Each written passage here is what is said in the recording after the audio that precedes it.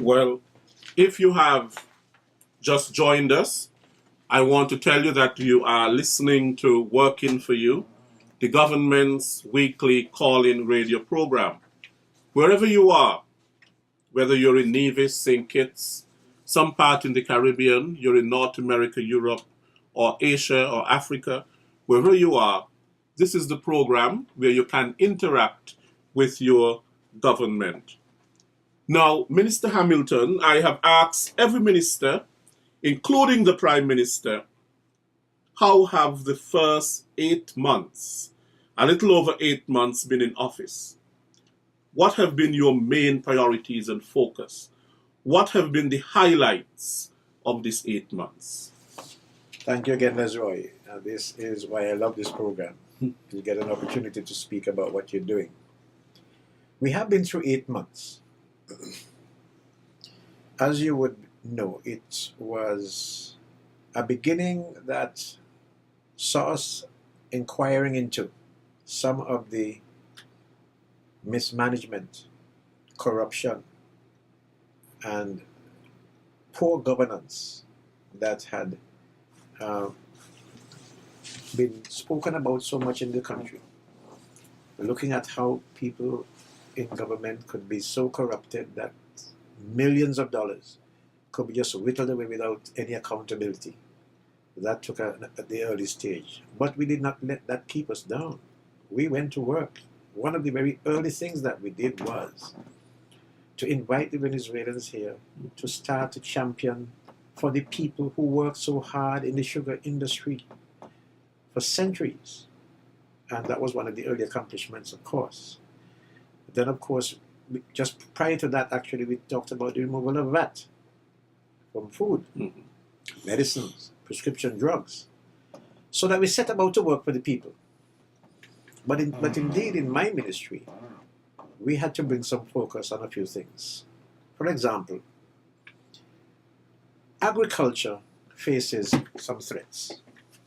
One of those threats, let me just talk about maybe three of those threats. There might be other threats, but one of the threats to agriculture is really the monkeys. Monkeys that have come to the lowlands, to the farms, and have destroyed crop after crop, creating havoc for some of these farmers. That is one of the significant threats, and my ministry has set about to deal with it, and today I will outline some of the things that we have begun and what we will continue to do. Of course, wild pigs, also a threat to many farmers. And again, we will outline what we are beginning to do. So apart from that kind of threat, there is the water threat, lack of water. You're aware that for this year, we've had perhaps the worst drought this century. Not perhaps, the worst drought for this century. In that, by July, we had only experienced 9 inches of rainfall. The worst year before that was 26 inches. So we were 1/3 worse. In fact, 3 times worse than we were 2 or 3 years ago when we had 26 inches. So 9 inches of rainfall. Everything that you planted practically was being patched. If you go today, Williams, to the supermarket to look for sweet potatoes, you will find none. The sweet potatoes you'll find is, people refer to them as picking. If you're an upland crop person, you will know what they call picking. And that is because of that drought situation that we had. So that's another threat. And I will go into how we're dealing with it. And then, of course, one of the threats is really the human resources threat. Whether or not we find young people, the new generation of young people, gravitating towards farming. And that's what those 3 areas are 3 key threats that we have to deal with so that we can resolve or continue to produce food in the future. Let's go back to the monkeys then. So what are we doing about monkeys?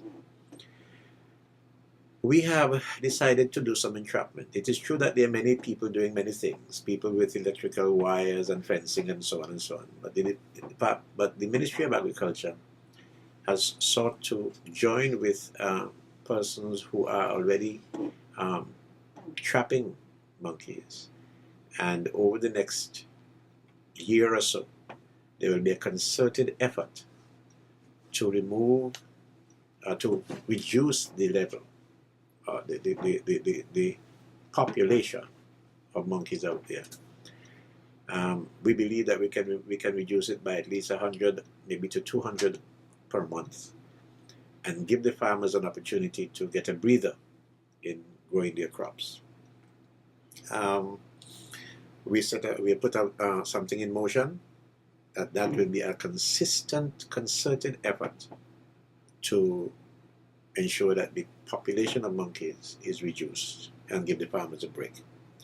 Then what we've been doing about water, we don't have the water, we don't have the surface water because of the drought, but we have introduced, and we're working hard to build more dams near farms so that the people can have an added source of water even if there's low rainfall. It is true that if there's no rainfall, the dams themselves will go empty. But the whatever period we have for rainfall, we are hoping that we can trap enough water so that the farmers can benefit from it. And then, of course, the human resources.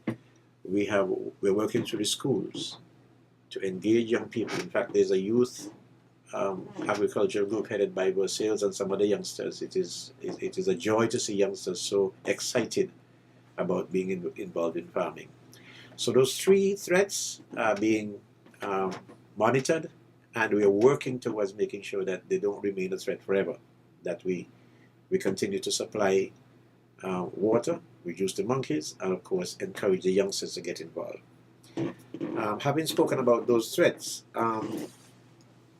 we can look at the opportunities, but I believe that you might want to talk about many more things, considering that agriculture is not my only ministry, in which perhaps I should tell you, Lesroy, that we are on the verge right now, for example, of debating. In fact, the next sitting of Parliament, there'll be the first reading of a fisheries bill.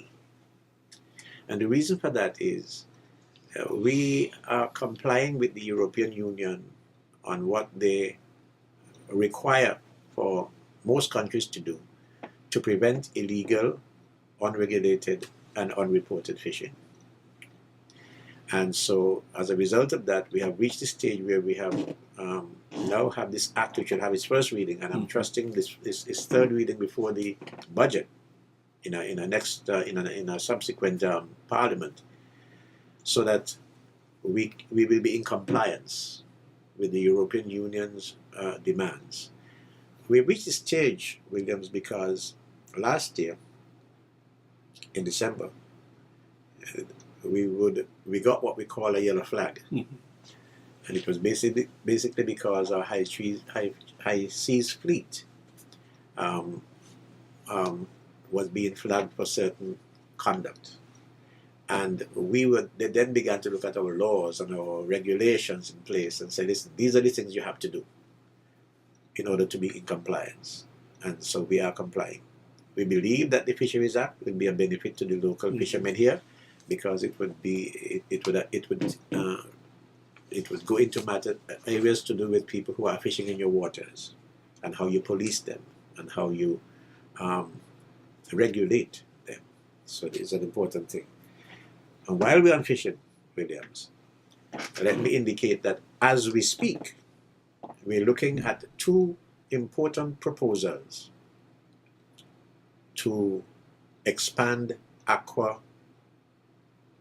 fishing in aquaculture fishing on sea and on land.